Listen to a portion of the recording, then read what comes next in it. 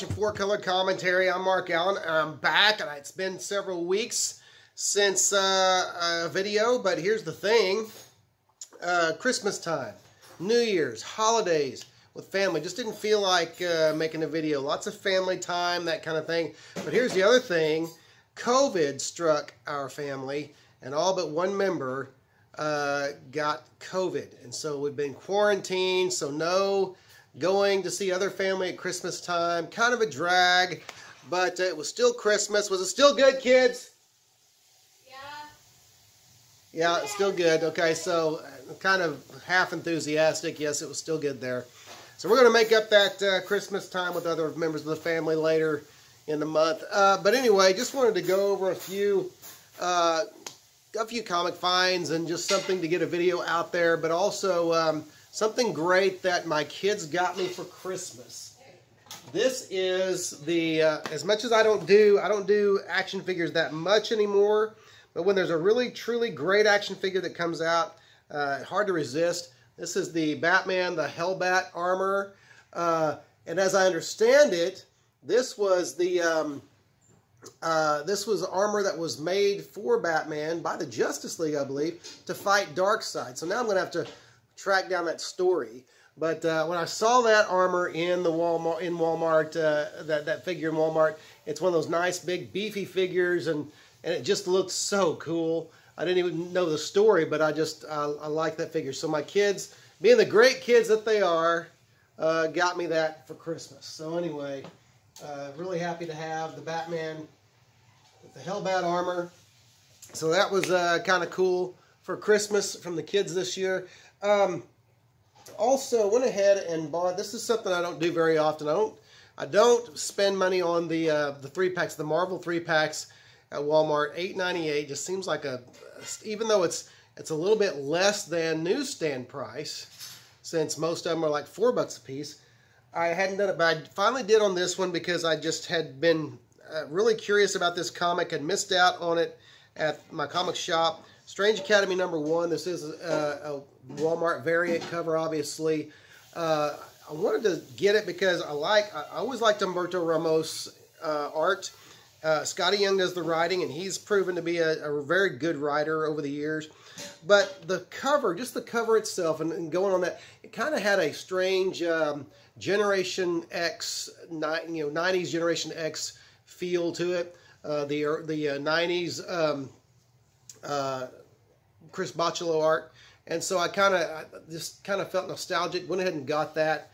I won't do that a lot, but every once in a while I know they put something unexpected in those 3-packs, like a rare variant or something like that. So every once in a while, take a chance on that. But that was something I actually wanted. I've heard that's a really good story. Got the first issue, so I can kind of catch up on the others. I've also heard rumblings, I think, if I'm not mistaken, about the possibility of Strange Academy in the MCU, the Marvel Cinematic Universe at some point. These two came with it. Nothing special. A couple of variants. Fantastic Four #4 variant, and Fantastic Four. Fallen Angels #5 variant. Not bad looking covers, just nothing special about them. But anyway, so got those. Now the rest of these are, except for the very last one, are dollar comics. And I'm going to slip in a Why Isn't It Hot in this video.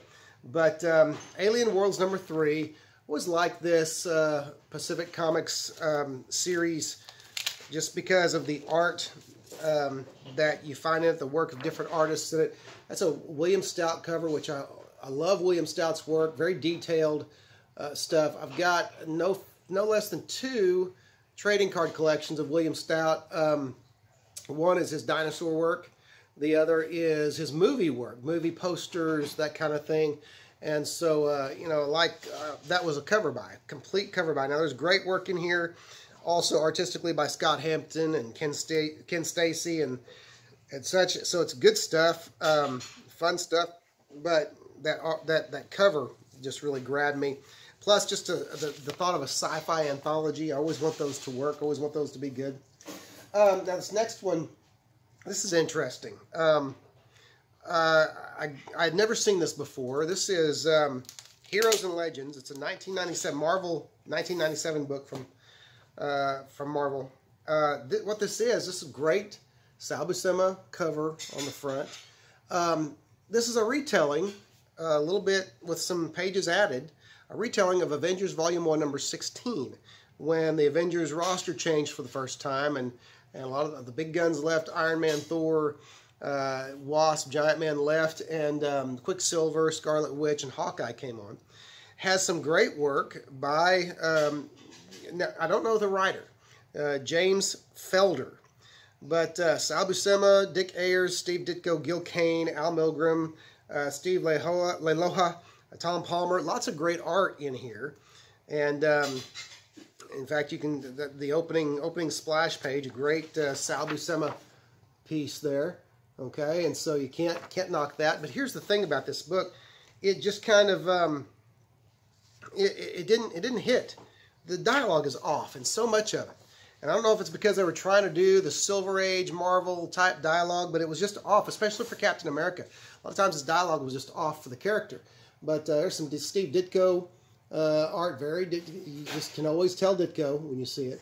Okay, so still a fun book, worth it for the art, worth it for the story, a little bit of a retelling. And then there's the Gil Kane art toward the back that was also very, very big, flamboyant, very much Gil Kane. And so, good stuff. And it was this time, too, when Marvel was not, didn't always put the borders on their pages, the white borders, so it seemed like you got more art, more chock full of art. But here's the other thing that threw me, besides the dialogue being kind of off. At the end, you have it wrapped up with the new additions to the team, and Captain America, and the Witch, and Quicksilver, and Hawkeye, and even Rick Jones is there, and they're all kind of like, on into the future, and Captain America shouts, "Avengers Assemble." And you have this assemblage of different classic, well-established Avengers characters. You have Iron Man, Vision, you have Captain America there, of course. You have Thor, you have the Beast, and then you have one other strange addition.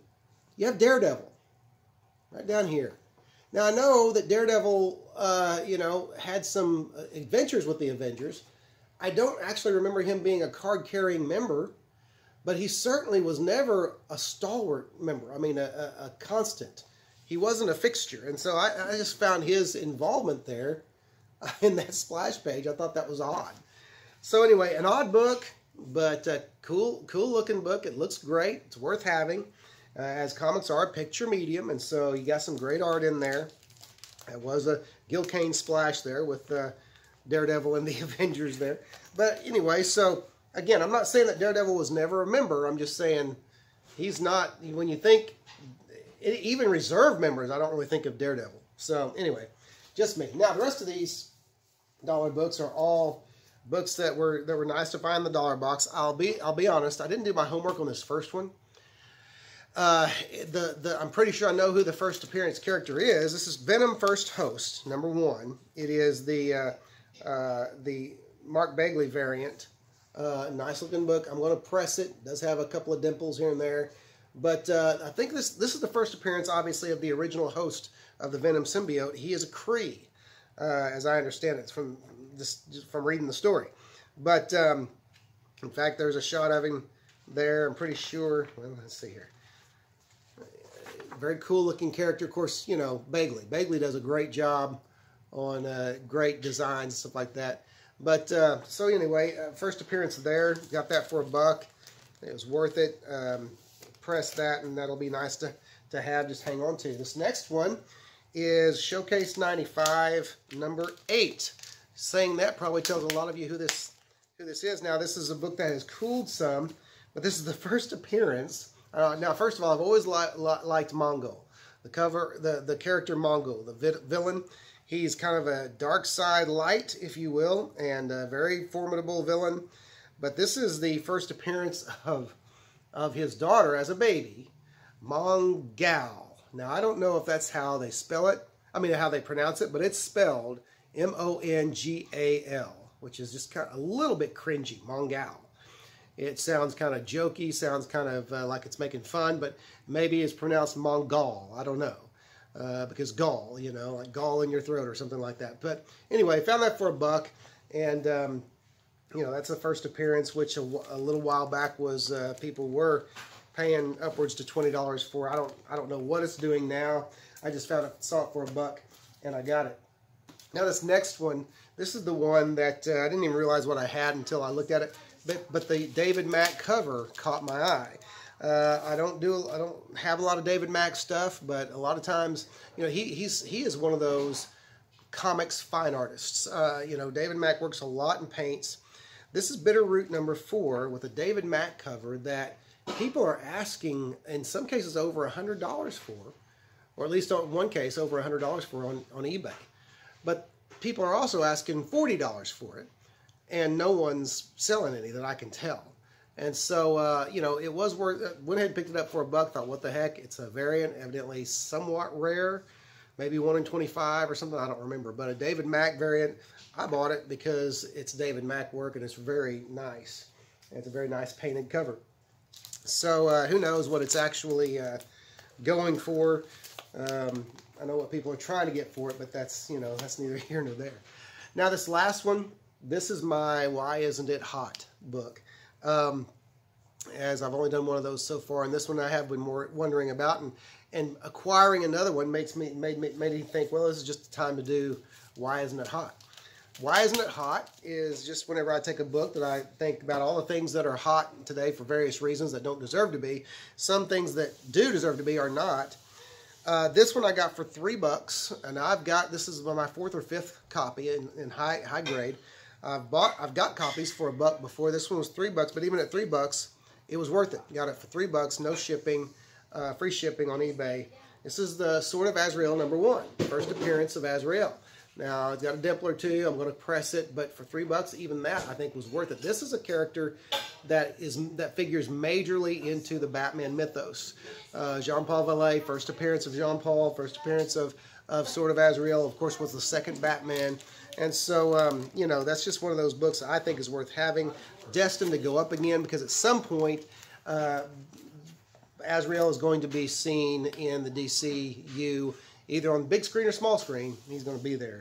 But just felt like that was worth grabbing up, and those are always books worth having. Anyway, that's it for now. I just wanted to make another video, let you know still alive out there. But feel free to comment. What do you think? There are some books out there that you think should be hot that aren't. What do you think about Azrael? Is that first appearance going to go up again at some point? I believe it will. But anyway, like the video, comment on the video. If you haven't subscribed yet, go ahead and do that. But always happy to have people comment and watch the videos. So thanks for watching 4 Color Commentary, and we'll see you next time.